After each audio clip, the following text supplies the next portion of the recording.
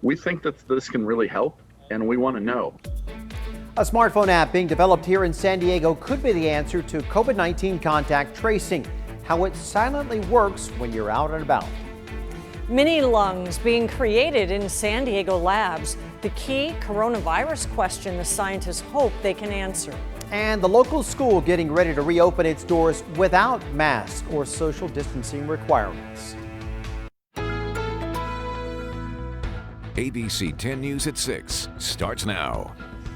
Your smartphone could hold the key to COVID-19 contact tracing, but there's a catch. Good evening. I'm Kimberly Hunt. And I'm Steve Atkinson. A team at UC San Diego Health says that they can make a coronavirus tracing app for your phone.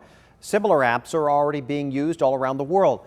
But ABC 10 News reporter Jennifer Kastner explains why some have serious privacy concerns.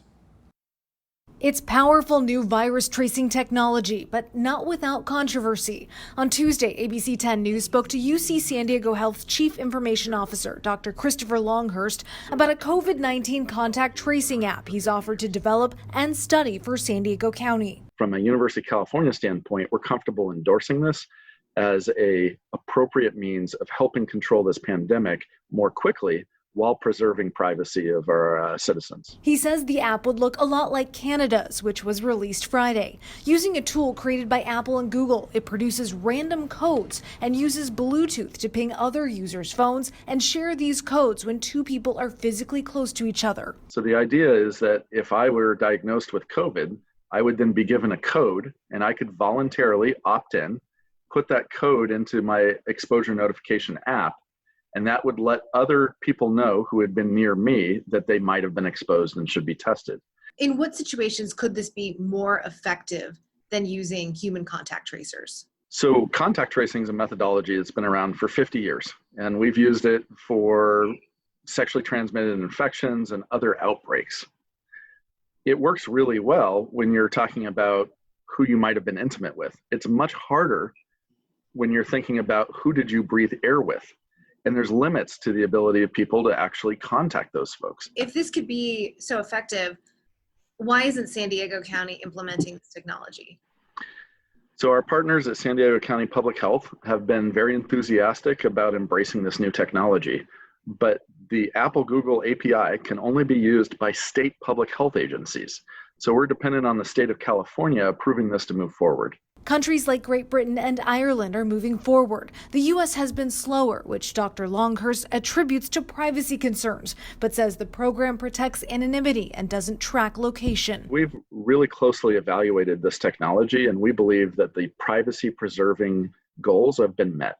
The county confirmed Tuesday it's the state's decision to move forward. State health officials told ABC 10 News in part they are aware of San Diego's interest in the app, but will continue to focus on the manual contact tracing process. Jennifer Kastner, ABC 10 News. San Diego businesses can continue operating outdoors for a full year. The City Council made that decision today. And as 10 News anchor Vanessa Van Hefty reports, there's also more money coming for businesses hit the hardest. Tell me how I'm supposed to pay my bills and put food on my table. Charlotte Delgado and her husband Rudy own this Mission Valley salon. They say working outside is not an option. Our service is indoors.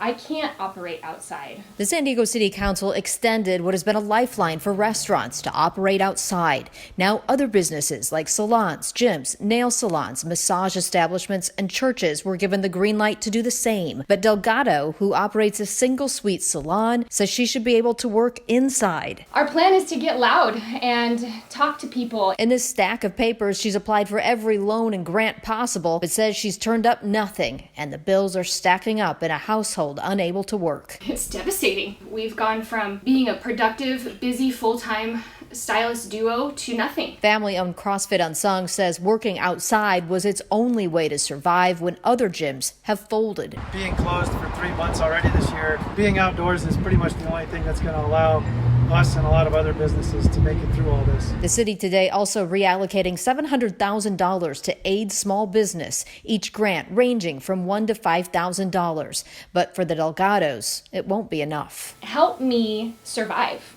as a small business owner, as a salon stylist. Help me. Vanessa Van Hefty, ABC 10 News. To be eligible for the grant, you have to be self-employed with fewer than 10 employees and make less than $100,000 a year. We have more information on 10news.com. And today we finally got the promised plan to crack down on local businesses violating the county's public health order. The county is expanding its safe reopening compliance team. It will have an additional 22 staff members to look into the businesses or the entities still operating in violation of the public health order. Funding will come from the CARES Act. And as we told you yesterday, the DA's office filed 5 misdemeanor charges against a gym in Ramona for failing to comply with the public health order. The owner says he plans to fight back. It's not really about me anymore. It's about all small businesses. And I feel it's my duty to stand up. The county's team will attempt to educate businesses first. If that doesn't work, it will then move to enforcement.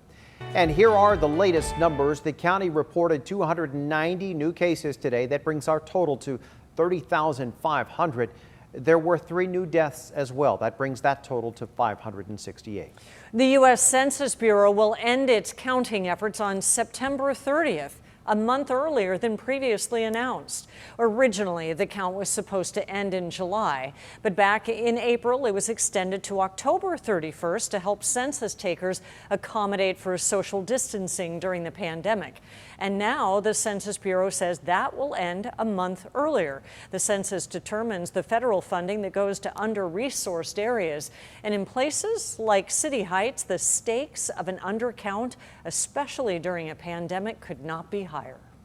We're talking about trillions of dollars, right? If our communities are not counted, it's $1 trillion over the next 10 years, which we won't have for healthcare, which is currently really important, emergency services, education, or like even school meals for the future generations.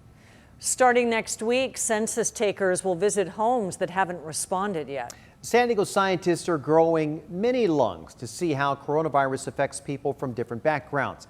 Researchers collected stem cells from people with different racial and gender backgrounds and grew these tiny breathing lungs. Federal data shows coronavirus disproportionately impacts people of color and men. The scientists hope that the mini lungs can help them figure out why.